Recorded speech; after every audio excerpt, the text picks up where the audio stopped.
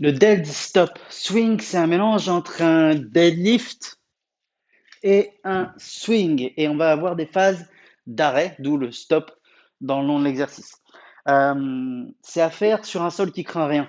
Donc c'est à faire éventuellement en extérieur, dans un club de fitness si tu t'entraînes dans un club de fitness. Attention, si là, comme ici, moi j'ai mon parquet, bah, j'ai mis le tapis parce que sinon je risque d'abîmer vraiment le parquet parce que le kettlebell il peut taper un petit peu sur cet exercice-là et il peut frotter le sol aussi. Donc pareil pour le tapis, ça peut vraiment abîmer le tapis. Donc, essaye de faire cet exercice-là dans des conditions où le sol craint rien. Le kettlebell, il risque pas grand-chose. C'est plus le sol le problème. Alors, on va placer le kettlebell. On va se placer position mix entre deadlift et swing. Donc, un peu plus large que sur un deadlift où on aurait le kettlebell vraiment entre les pieds. On va écarter un petit peu plus, mais pas forcément autant que sur un swing où on voudra passer la charge à l'intérieur.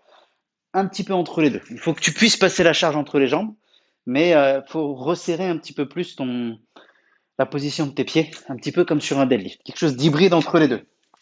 Le kettlebell, on va venir le saisir à deux mains, comme sur un deadlift, comme sur un swing, et on va venir le placer quelques centimètres vers l'avant. Allez, 50 centimètres à peu près. 40-50 centimètres, il faut que le kettlebell soit en avant par rapport aux épaules. On est bas sur les jambes, avec les fessiers tirés vers l'arrière et le dos plat.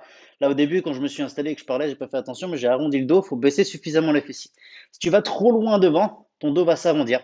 Donc, si tu te rends compte que le dos s'arrondit, eh ben, tu poses ton kettlebell un tout petit peu plus près, ce qui va te permettre de mieux placer ton dos. Il faut juste que le kettlebell soit en avant des épaules.